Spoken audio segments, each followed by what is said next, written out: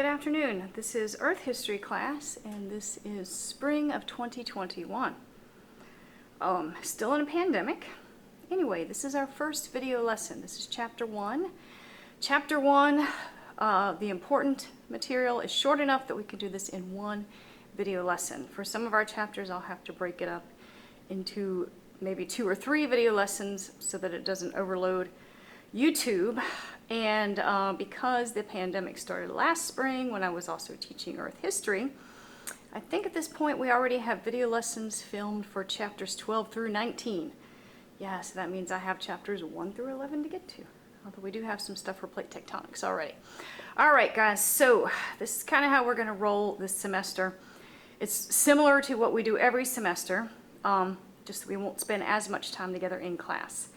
So when you come into the classroom, since there's a class in here before me, I am only going to have limited time to get notes on the board. So you'll come in and sit down and, start taking notes. And we don't always get started right on time because I might still be writing down notes. But you will be busy writing these notes down as soon as you get in. And then we will cover those notes together. And then if there's any time left in that class period, we will go to the PowerPoint slides and take a look at them. Now, being that this is a pandemic and I'm going to see everybody once a week, not 3 times a week, we're still going to endeavor to cover at least half of the material in class together. I was able to do that for Earth Science and Weather and Climate, even more than half of Weather and Climate in the fall, so I think we have a good shot at it. That being said, some of these video lessons, that will be the only place you'll see them, is through a Canvas link, even if you come to class on a regular basis. Okay, enough of the background. I guess we'll talk more about that the first week of February. Okay, guys, so Chapter 1. What's important now in Chapter 1? You need to know the age of the universe. These days we're saying 13.9 billion years. Oh, by the way, look up there in the right-hand corner. Okay, so capital G, lowercase a, is our abbreviation for billions of years. Capital M, lowercase a, is millions of years. Capital K, lowercase a, is thousands of years. Now, in some of my older PowerPoints, I may still be writing those out and not using the abbreviations. But those are the correct abbreviations, and I will endeavor to use those as much as possible in class and in our video lessons. Okay, so we used to say that the age of the universe was about 12.9 billion. And we had that number for quite a while. And of course, this has to do with, what are the most faraway photons of light that we can image. It also has to do with trying to find globular clusters, which are the remnants of the first stars that formed in our universe. Anyway, they recently decided that, what do they call that? The Hubble constant, named, of course, after Hubble the scientist, and the Hubble Space Telescope is also named after Hubble. Anyway, the Hubble constant measures the expansion rate of the universe, which these days seems to be pretty consistent. But they have reason to believe that in the very early stages of the universe, it may have been a little bit faster, and that's why in recent years we changed the age of the universe from 12.9 to 13.9 billion. Age of the Earth and solar system, 4.57 billion. The moon is a little bit younger. We'll talk about that later. Age of the oldest continental crust, that's definitely continental crust, is 3.96 billion years old. Now, we have found detrital zircons, meaning zircon minerals, detrital meaning that they weathered out of some pre-existing old granite. We find some detrital zircons that give us an age from anywhere from 4.1 billion to, I want to say, 4.2 or 4.3 billion. But the oldest undisputed actual crust is 3.96 billion. Age of the oldest oceanic crust is a lot younger, 180 million years. So not even 20% of a billion. So there's a big age discrepancy there. Those of you that have had earth science and learned plate tectonics, you know the answer as to why. Those of you that don't, that's okay. We'll get to Chapter 3 soon enough. Next, we're going to look at some common abbreviations. Okay, so we'll start with the second one, actually. So that symbol is kind of like, imagine drawing a capital C and then putting a little something there in the middle so it kind of looks like an E. Okay, that is our symbol for Cambrian. So then Precambrian is simply capital P in front of that symbol for Cambrian. All right, and those things together are Precambrian. If it's just capital P, that's Permian. Triassic is a little bit funny looking. It's basically you draw a capital T and then you kind of add the capital R onto it as part of that T. So it's a TR all scrunched together, and that is for Triassic. Capital K is for Cretaceous. No, we don't use C for that. We use capital K. And these are just some of the geologic units, by the way. Capital T is Tertiary. If you see capital K / capital T, that is referring to the Cretaceous Tertiary boundary, also called the KT boundary, which occurs at about 66 million years ago, and one very famous group of animals went extinct at that particular boundary. By the way, I will be giving you guys printed copies of the geologic timescale with the important parts highlighted on the first day of class. All right, let's move over here to the next board. Okay, so we have we'll talk more about the geologic timescale when we're in class together, but the three major, are these eons? Ages on our geologic timescale. Okay, Paleozoic, I like to nickname that the age of trilobites. Okay, so that's in quotes there. It's just a nickname that I give it. That's not necessarily set in stone. You won't see that in a textbook. But trilobites were prolific all through the Paleozoic, and they went extinct at the end of the Paleozoic in the largest mass extinction event. We'll talk about that later in the semester. Mesozoic, age of dinosaurs. Cenozoic, age of mammals. And of course, that includes us. Now, some scientists, not just climate scientists, but some geologists argue for adding something new to the periodic table, really? Adding something new to the geologic timescale. They call it the Anthropocene, meaning, and when is that going to start? I think they want to argue for about 1950, basically when we were testing nuclear bombs, and we can now find radioactive fallout from those bomb tests in the stratigraphic record. Anyway, right now Anthropocene is not official, but it could be at some point. Going on to a couple other abbreviations here. If it's just a capital Q, that is Quaternary.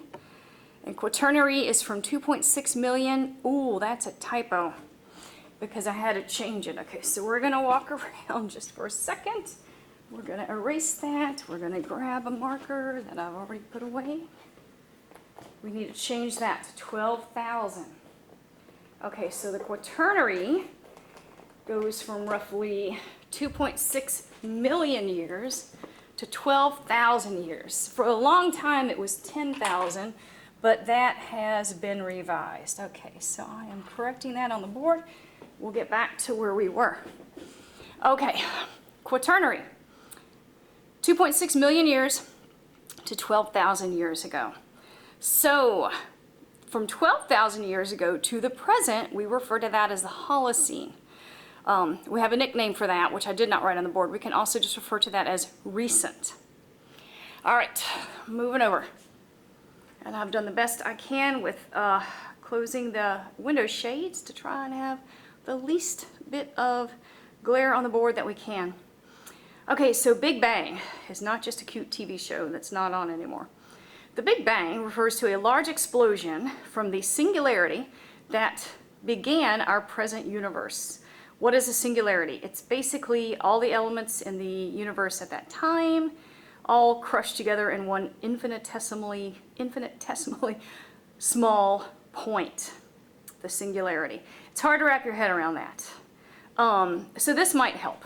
I read this a few years ago, that physicists think that we, at very early in the universe, very early days, that we probably only went up to about number 4 on the periodic table, which is beryllium. So not quite the ton of elements that we see today. Anyway, so the Big Bang marks the beginning of our universe, roughly 13.9 billion years ago.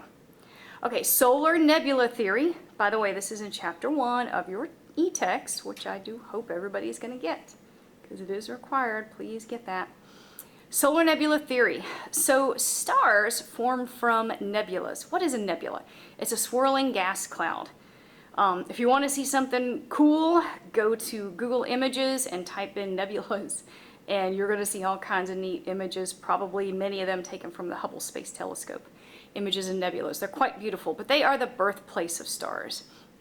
Okay, so how do stars form from nebulas? So you have the swirling gas cloud, and you do have, gas atoms and molecules out there.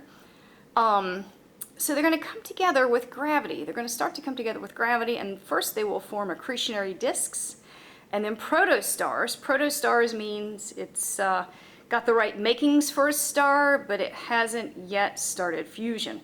It does not become a full-fledged star until it becomes large enough to have enough compression that fusion can begin in the core. So our sun, the star at the center of our galaxy, really, the star at the center of our solar system, we give that same age date of 4.57 billion to the entire solar system, including the sun. All right, let's move on over. By the way, there are PowerPoints, and they are up on Canvas.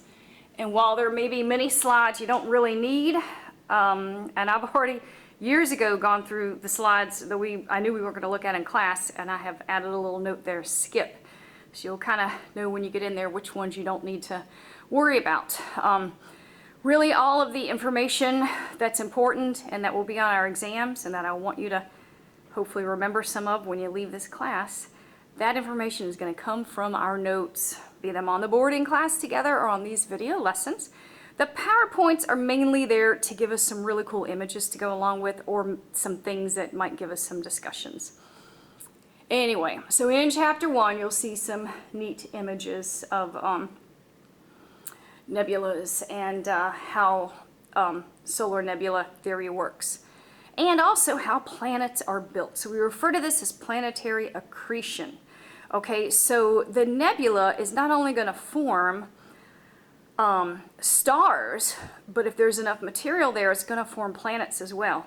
And I'm older than you guys, or I assume I'm older than most of you. When I was a kid, I don't think they had yet found concrete evidence for other planetary systems.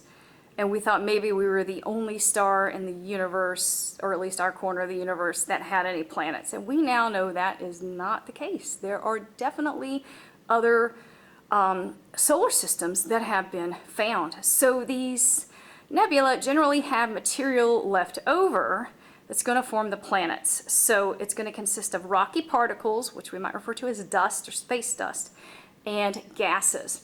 And these things will accrete or come together with gravity to form protoplanets, and then eventually the planets that we are used to today.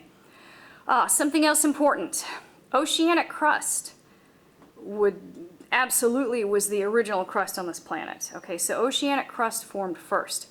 But we don't have any of that very old oceanic crust. As a matter of fact, the oldest we have that's in an ocean basin other than the Mediterranean Sea is about 180 million years. Okay, so what happened to that crust? Well, it formed, but then was destroyed over and over again. We're going to learn how when we get to chapter 3, plate tectonics. Now, eventually, ocean-to-ocean subduction zones, if you've had Earth science, you know what these are already. If not, don't worry about it. We're going to learn it in chapter 3. But ocean-to-ocean subduction zones eventually started forming island arcs, meaning that we had melt that was intermediate to felsic, and we started forming that lower density, lighter continental crust that does not subduct. Okay, so when we formed our very first island arcs, that was our first continental crust. So this is happening by, certainly at least by 3.96 billion years. Now, continental crust does not subduct. Therefore, it is not destroyed at the trenches of the planet, and it becomes very old. All right, moving on. Other important facts from chapter 1. So the Earth's moon is not quite as old as the rest of the solar system, or as old as planet Earth.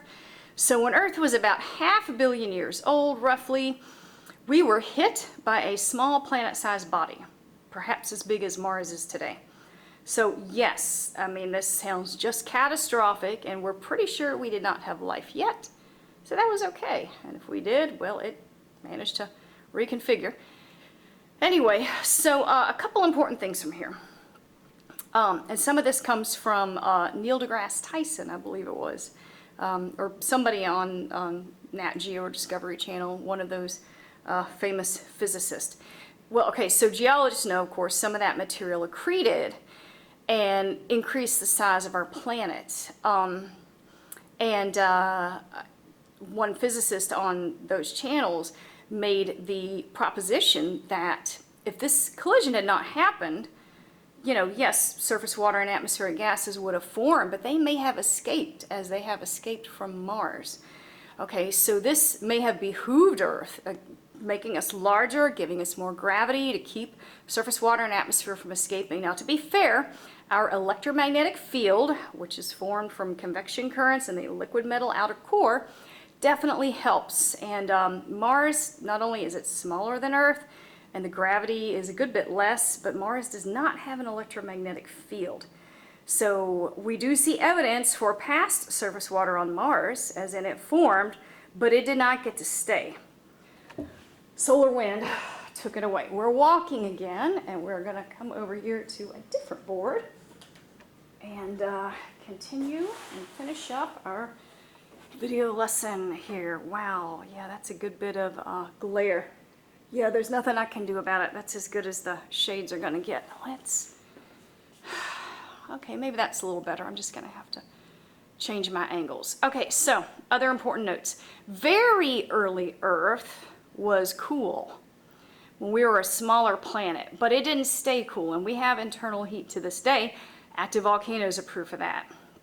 But as Earth grew larger due to, you know, accretion and more collision of material that was nearby, compression formed heat, and we haven't lost all that heat. Some of that is left over. And every time we got hit and hit again with more meteorites, that also added heat that we have not lost all of. And then Earth at some point differentiated into layers based on density, meaning that the most dense materials went down to the center of the Earth. And differentiation also provided heat, and we have not lost all of that heat either. One more source of heat here, and that is radioactive decay. We continue to have radioactive decay within our planet, and that's a good thing, not a bad thing, as scary as that sounds, because that continues to produce heat. I'm going to want you to know the first of our geologic principles or laws. It's called uniformitarianism. So uniformitarianism says that the present is the key to the past. What does this mean? It means that processes we see today, like plate tectonics, earthquakes, active volcanoes, mountain building, landslides, erosion, those processes that we see today have been happening all throughout Earth's past history. Just maybe sometimes the rates have changed a little bit. We'll talk about that later. Okay, let's see what's going to be. Here we go. I think this is the best way to look at this and not have the glare right there. So, Cenozoic, age of mammals, we have that on the left. This is a very tiny portion of the geologic time scale here. I'm just going to break up the Cenozoic for you into tertiary and quaternary. Why? Because quaternary geology is actually very important. And to be fair, we have 4.57 billion years of Earth history to cover one semester. We're only going to spend so much time on any time period, and we don't spend necessarily a whole lot of time on the quaternary, although it is very interesting if we should ever offer geomorphology ever again. That's all you're going to study is quaternary. Anyway, so the Cenozoic, age of mammals, is broken down into two groups here. The tertiary, which is from 66 million to 2.6 million. By the way, 66 million, I know you've probably heard all your life growing up 65 million years ago. It was 65.5, and now we're pretty much saying 66. So the KT boundary, Cretaceous Tertiary boundary, is at 66 million years ago when the dinosaurs went extinct. So from 66 million to 2.6 million is the tertiary. And then more recently, we go into the Quaternary. The Quaternary, we're going to break down into two different parts. The Pleistocene, which is 2.6 million to 12,000. And then the Holocene, also known as recent, which is 12,000 to present. Something I did not write on the board, but I'm just going to mention it. The Pleistocene. What's important about the Pleistocene is that we saw many periods of on and off glaciation. And I'm not going to stop and write that on the board. I'm just putting that out there. On and off glaciation all through the Pleistocene, giving us really cool creatures like, you know, the woolly mammoths and the saber-toothed cats that are extinct now. We'll learn more about the Pleistocene later on. Okay, I think that does it for Chapter 1.